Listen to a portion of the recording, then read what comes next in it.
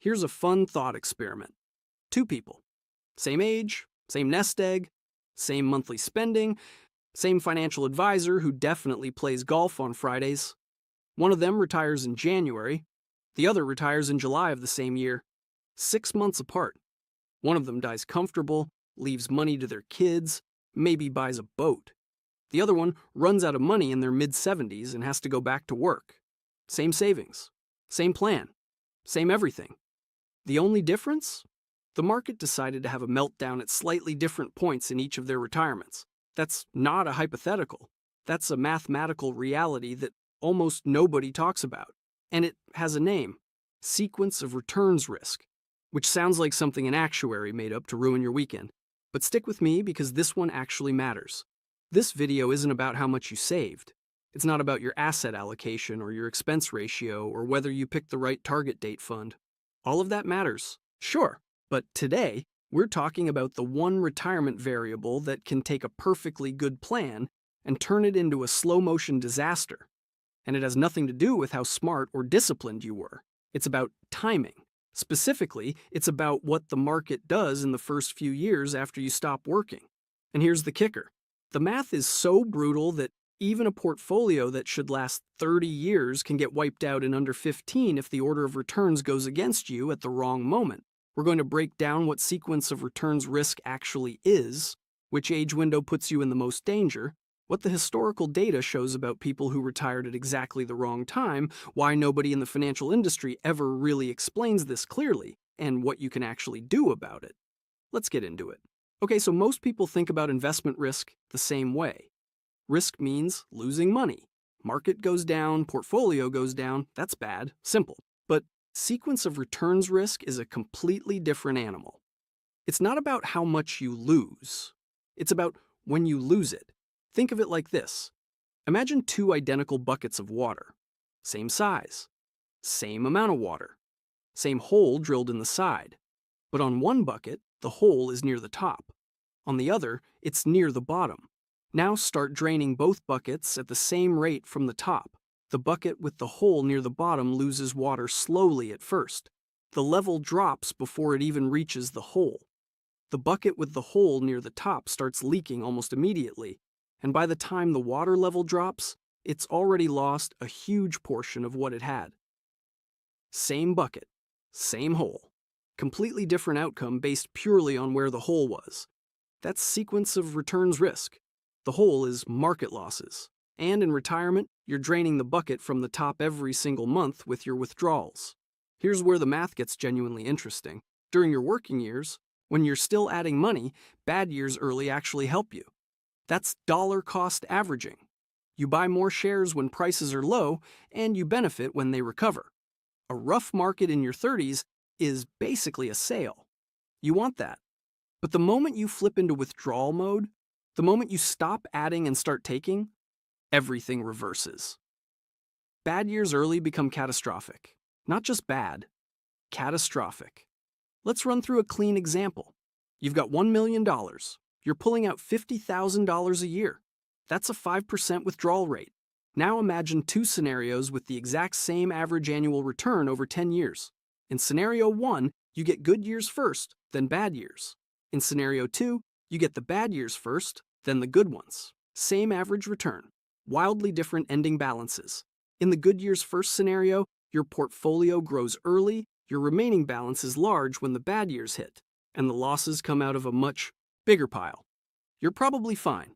In the bad years first scenario, the market drops right when your balance is at its peak, maximum dollars exposed to losses.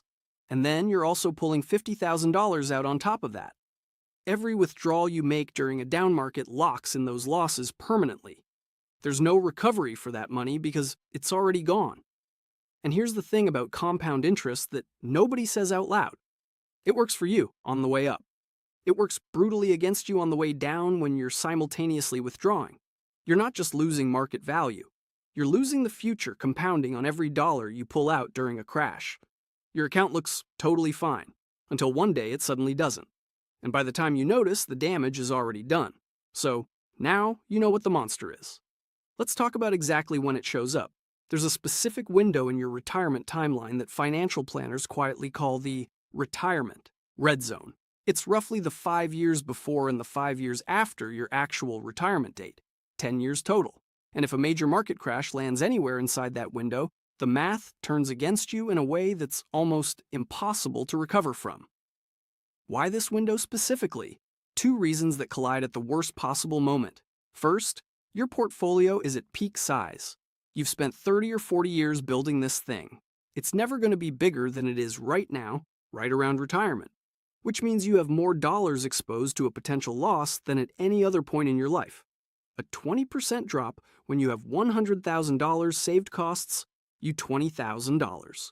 A 20% drop when you have $1 million saved costs you $200,000. Same percentage, 10 times the real damage. Second, you've just flipped the switch from adding money to pulling money out.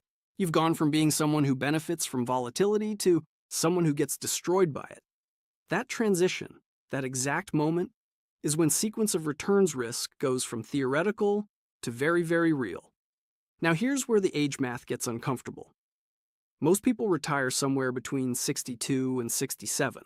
That's just statistically where the cluster is. And here's the fun part. Major market corrections happen roughly every 7 to 10 years. Not on a schedule, obviously. The market is not that considerate. But historically, that's the pattern. Which means if you're retiring in that 62 to 67 window, you are playing a game of musical chairs where the music stops about once per decade. The longer the bull market that preceded your retirement, the worse it actually is. I know that sounds backwards. You'd think a long bull run would be great news for a new retiree. And on the surface, yes, your account balance looks amazing. But a long bull run also means you're retiring into a market that is statistically overdue for a correction. You're sitting at the poker table with the biggest stack you've ever had, right at the moment when the deck is most likely to go cold. There's a term I want you to remember: the bad luck tax. 2 people, same savings rate, same investment strategy, same everything. One retires in a calm market year. One retires 6 months before a crash. Their outcomes, measured over 20 years, can differ by hundreds of thousands of dollars. Not because one was smarter or more disciplined, purely because of birth year and calendar timing. That's not a small rounding error. That's the difference between a comfortable retirement and a very awkward conversation with your adult children about the spare bedroom. And this is why just save more is incomplete advice. I'm not saying saving more is bad. Save more, obviously. But sequence risk doesn't care how big your pile is. It takes a percentage of whatever you have at the worst possible time. A bigger pile just means bigger. Losses in absolute dollar terms when the crash hits at the exact wrong moment. The size of your nest egg determines your ceiling. The sequence of returns determines whether you ever get close to it. All right, let's stop talking theory and look at what actually happened to real people who retired at the wrong time. Because the historical record on this is not subtle. It's not a minor statistical blip. It is a full-on horror show with receipts. Let's start with the most famous example in retirement math, the 1966 cohort. If you retired in 1966, you didn't just get bad luck. You got a 2-for-1 special of financial misery that nobody ordered, a brutal bear market and raging inflation, back to back, right at the start of your retirement. The classic 4% withdrawal rule, the one your financial advisor probably mentioned at least once, would have completely wiped out a retiree from that cohort. Not made things tight, wiped out, gone. The math just stops working when you stack sequence risk on top of inflation at the same time. And the cruel part? If you'd retired just a few years earlier or a few years later, you probably would have been fine. Same savings, same withdrawal rate, different birth year. Completely different outcome. Now let's talk about the 2000 retiree, because this one hits closer to home for a lot of people watching this. Say you retired on January 1st, 2000 with $1 million saved. You're feeling great. The 90s were incredible. Your portfolio has never looked better. You decide on a 4% withdrawal rate, $40,000 a year. Conservative, responsible, textbook. Then the dot-com crash happens. Then September 11th. Then the market keeps falling through 2002. By the time the dust settles, your $1 million portfolio is sitting somewhere around $500,000. Half. Gone. And here's the brutal part. You've also been pulling. $40,000 a year out of it the entire time. Every withdrawal during that crash locked in losses that could never compound back. The math of pulling money out on top of a falling market is not additive. It's multiplicative. In the worst direction. That portfolio had a very real chance of running out of money before the retiree turned 80. Not because they did anything wrong, because the calendar said 2000 at exactly the wrong moment. Now flip it. Retire in 1982. Walk into the beginning of one of the longest bull markets in American history. Even if your withdrawal rate was aggressive, even if your asset allocation was sloppy, the sequence of returns was so favorable in those early years that it was genuinely hard to fail. The math was just working for you, not because you were smarter, because you were luckier.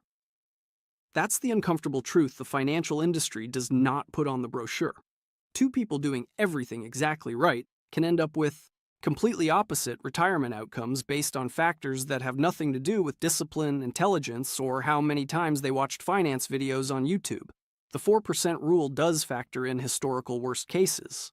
That's actually how it was built. But it assumes a 30-year retirement horizon and a specific stock-to-bond allocation that most people don't actually hold. Most people don't know those constraints exist. They just hear 4% and treat it like a guaranteed answer instead of a historically tested guideline with real failure conditions baked in. The data is clear. Sequence of returns risk is not a theoretical edge case. It has taken out real retirees with real savings who did everything they were supposed to do. So if the data is this clear, if the math is this brutal, if real people have actually gotten wiped out by this exact mechanism, why doesn't anyone talk about it? Why isn't sequence of returns risk the first thing your financial advisor explains when you sit down for your retirement planning meeting? The answer is not complicated. It's just uncomfortable.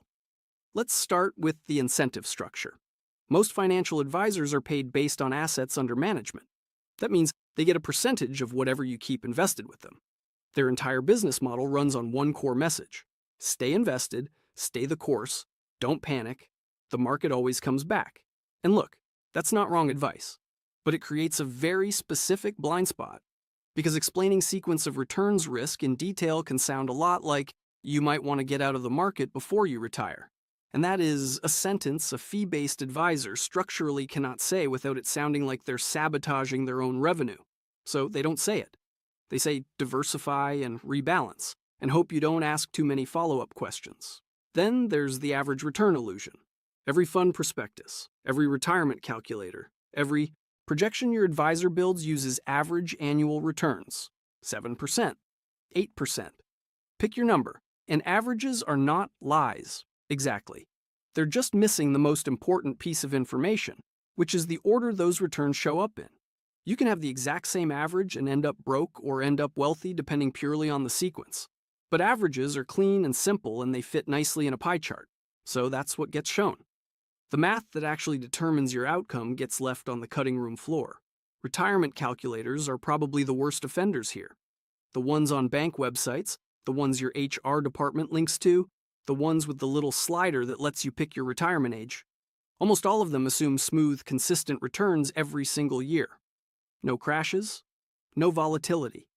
Just a clean upward line until you hit your target. They are not modeling reality. They are modeling a fantasy where the market cooperates on a schedule. And they are technically lying to you using math, which is honestly the most insulting kind of lie. Part of it is also just complexity. Explaining sequence of returns risk properly requires talking about probability, withdrawal mechanics, time horizons, and the interaction between all three at the same time. That's a lot. It's much easier to say, save 15% of your income and call it a day. Simple advice is scalable. Accurate advice requires a whiteboard and 45 minutes. The result is that most people walk into the most financially exposed decade of their entire lives having never once heard the phrase sequence of returns risk. Not from their advisor, not from their HR department, not from the retirement calculator they used on their lunch break. And that's not an accident. It's just the predictable outcome of a system that rewards simplicity over accuracy. All right, enough doom. Let's talk solutions. Because sequence of returns risk is real, The data backs it up, and you now know more about it than most people who charge $300 an hour to talk about retirement. So what do you actually do? Strategy 1 is the cash buffer. Keep 1 to 2 years of living expenses in cash or short-term bonds before you retire.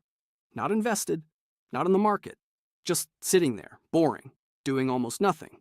And that's exactly the point. If the market drops 40% in your first year of retirement, you pull from the cash buffer instead of selling equities at the bottom. You let the market recover. You don't lock in the losses.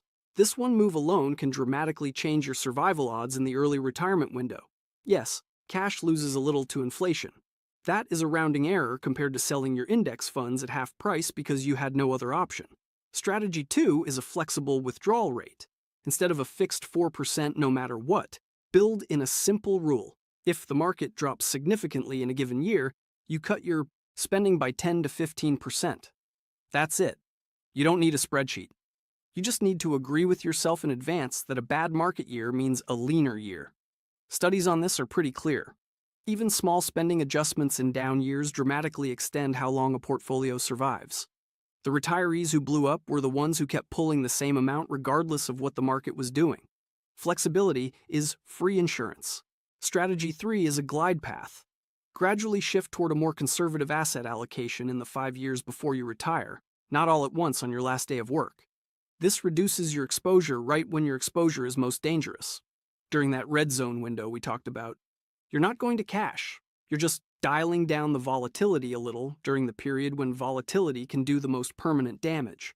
Strategy 4 is part-time income or a short delay. Even 1 or 2 years of part-time work in early retirement, or just pushing your retirement date back by a single year, can take enormous pressure off the withdrawal math during your most vulnerable window. Every year you don't withdraw is a year the market can't hurt you. Every dollar you earn is a dollar you don't have to pull from the portfolio. The math on this is surprisingly powerful. 1 year of delay can add years to how long your money lasts. Strategy 5, and this is the mindset shift more than a tactic. Stress test your retirement date before you quit. Don't ask, do I have enough? Ask, what happens to my plan if the market drops 40% in my first 2 years? Run a 2008 scenario against your numbers right now while you still have options, while you can adjust. Because doing it after you retire is like checking the weather after you've already left for the airport in shorts. The goal isn't to eliminate all risk. That's not possible. The goal is to survive the first 5 to 7 years. Get through that window with your portfolio intact, and the math starts working for you again